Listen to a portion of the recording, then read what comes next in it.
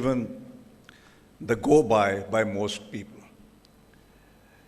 Now, I'd like to tell you that in Maruti, when we started, I was told that it would not be possible to do business without keeping various kinds of people happy. To keep them happy, we would need to generate cash outside the books, because otherwise there's no way of keeping people happy. I decided that this approach would not be adopted in any case, and we told the managers that there would be no cash generation of any kind. We had to tell all the different agencies with whom we interacted, all the inspectors and other people, that there was no cash available from Maruti. They could do what they wanted to do. What we did allow was that they could be taken out for a lunch or a dinner, and the cost against vouchers would be reimbursed. We also permitted Diwali gifts and New Year gifts. That was also permitted, but again, they were all against vouchers and against a list of people who were getting it. We did not ask dealers and contractors to pay off anybody. This policy has worked, though it did create some very unhappy people, including some politicians. I was told once that, look, you are running a company where the buying from vendors at that time was, I think, about 18 or 20,000 crores. And we are getting nothing out of it. So what is this going on? So that is the way we have got. But I think if you, from the beginning, adopt some standards and people know that you will not do this, I think you will find that it is possible today. And today, especially when there is more of technology in a lot of things which we do to follow standards of ethics in your business dealings.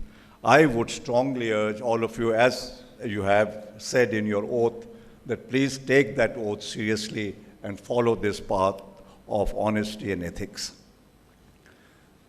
If you are following that path, one benefit which often is not realized is that it will help you win the confidence of your subordinates, and if you're in a manufacturing industry, of your workers.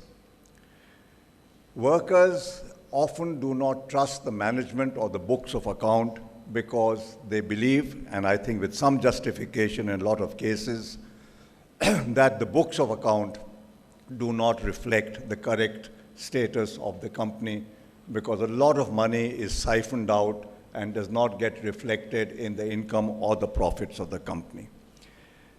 When our workers realized that we were scrupulous in our accounts and in handling of company assets, that no company assets would be used for anybody's personal benefit, that helped us building trust with the workers.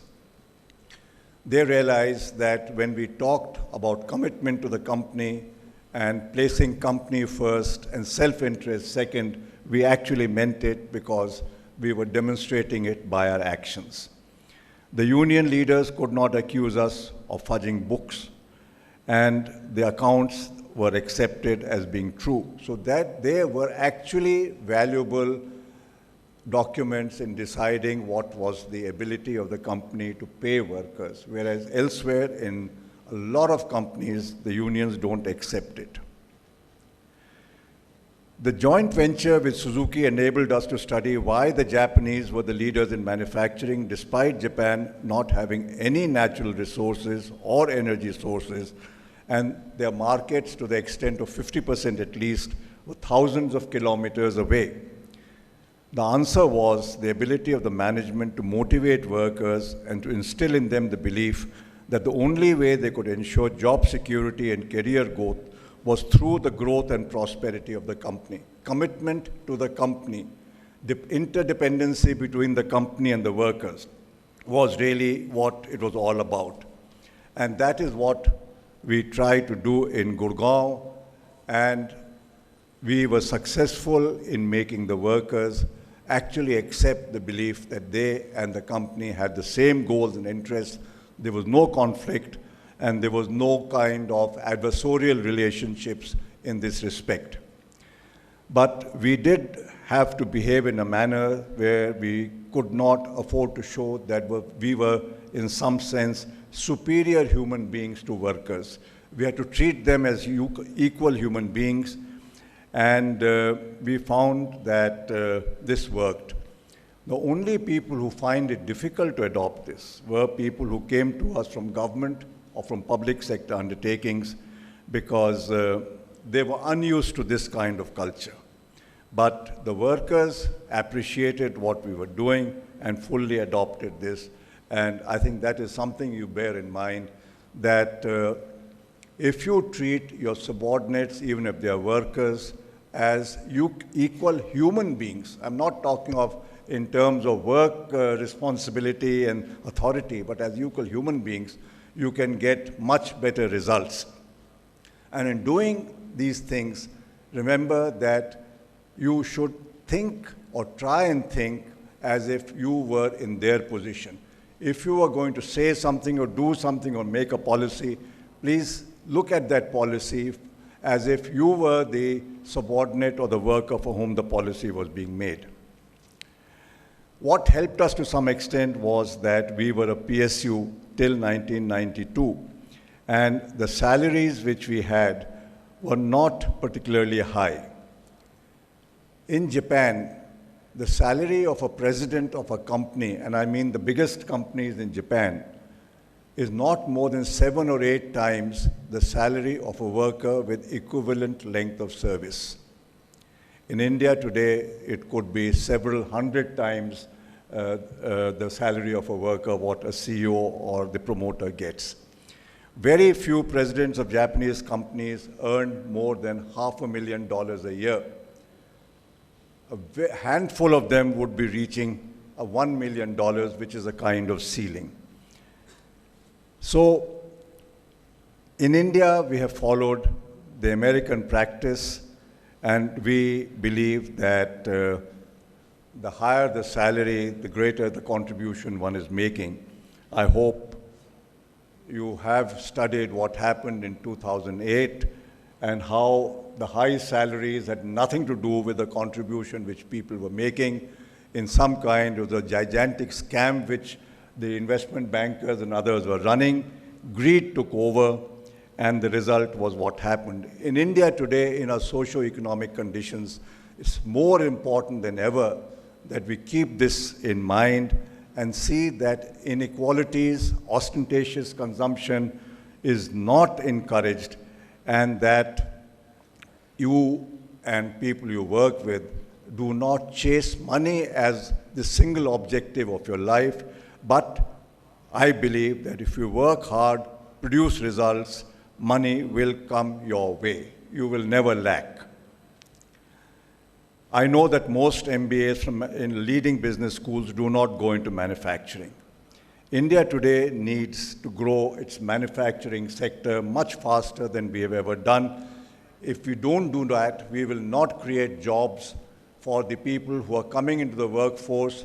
There will be a large number of young people from rural areas who will be grossly frustrated because of unemployment, and the social structure of society will get more and more under strain, as it has been doing in the last few years because of this unemployment.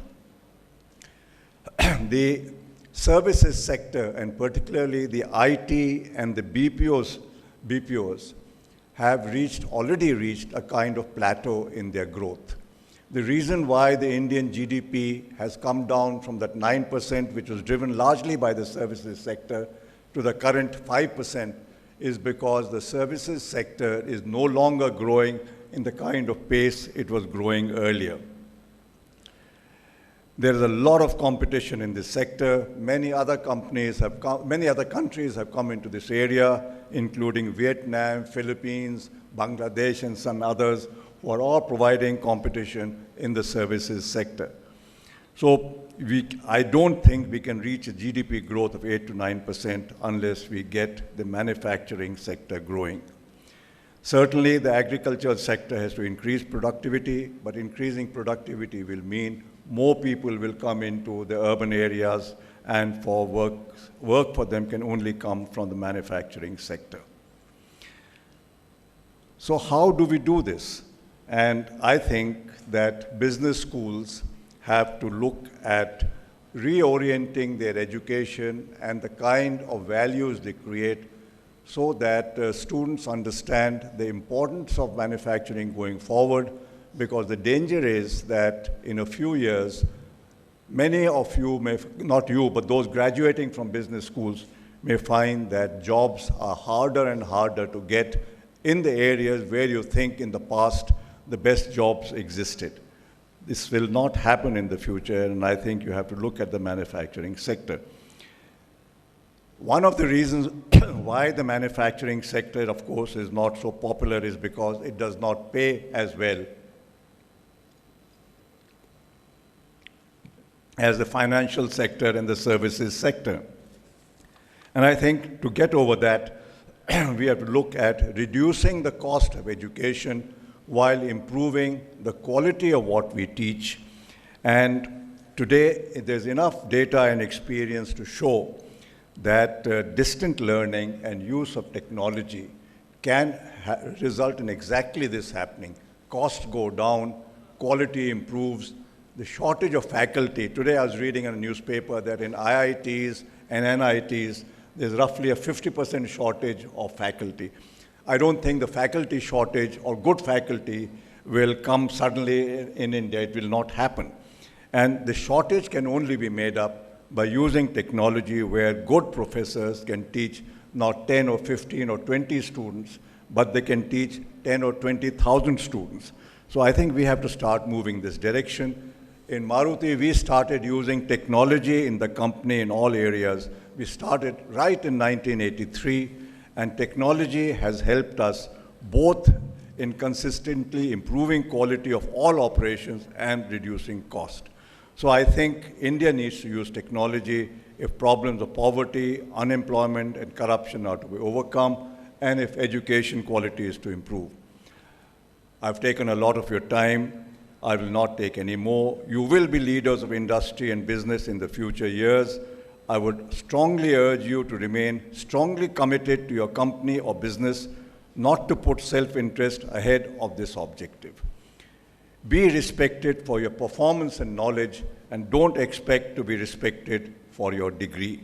Find time to remain physically fit and have a hobby that also relaxes you, because don't burn out too early. The world is highly competitive, there's a lot of stress, and you have to find ways in which you can let off steam and relax while still doing good work. You have to make your best efforts, learn from your mistakes, accept success and failure with humility, and you will achieve happiness and success. Thank you very much, and once again, all the very best for the future.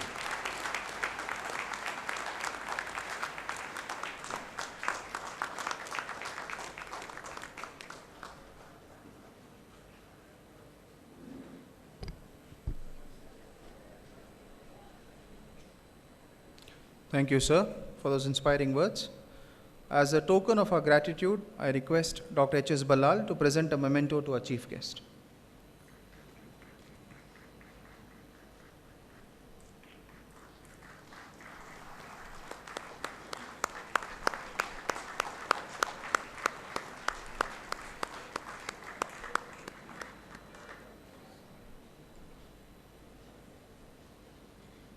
Thank you, sir.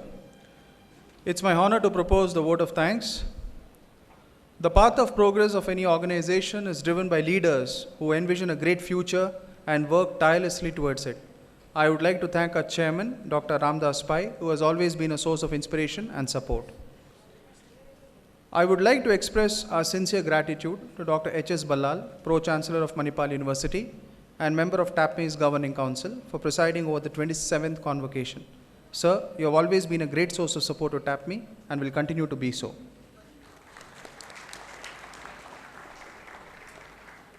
The chief guest of the day, Mr. R.C. Bhargava, delivered the 27th Convocation address that has left an imprint in our mind. Thank you, sir, for being a part of our convocation and motivating all of us to achieve more. Our deep sense of appreciation and gratitude to the parents and families of the 239 graduates of TAPMI who had unflinching faith in the institute, and for allowing us to mold your children into responsible and ethical citizens of India and the world. Thank you.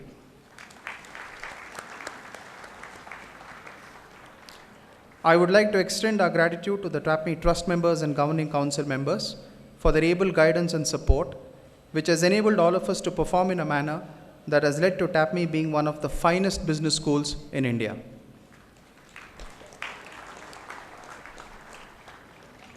Our sincere thanks to our director, Dr. R.C. Natarajan, for having the faith in our abilities and for inspiring all of us to do better. Thank you, sir. The pillar of support in TAPMI has always been the faculty, a diverse set of individuals from all walks of life and from all parts of India. You have driven this institute with values and integrity. Thank you all for lighting our paths without any fear of being consumed. The foundation of TAPMI, the people who never are in the limelight, yet they're the finest you can see, experience and interact with. Our heartfelt thanks to all the staff members of TAPMI for their unparalleled commitment and support.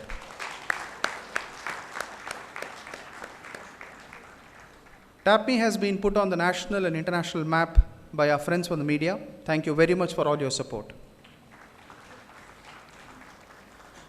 A word of appreciation and thanks to all the heads of institutions of sister institutes of Manipal University for gracing the event. A very special word of thanks to Manipal University for providing us one of the most beautiful venues in Manipal to host our 27th Convocation. A word of thanks to all the administrative staff of Manipal University as well for your support. Finally, thank you PGP1 students and all volunteers for the enthusiastic, energetic and eager support that has ensured the smooth proceedings of the 27th Convocation. Thank you.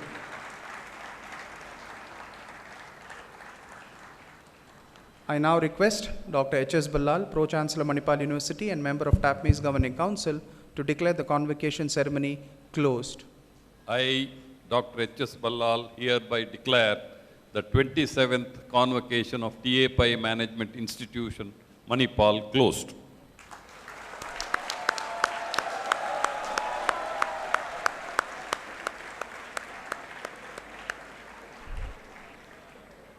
Thank you, sir. Ladies and gentlemen, I request all of you to kindly rise for the national anthem.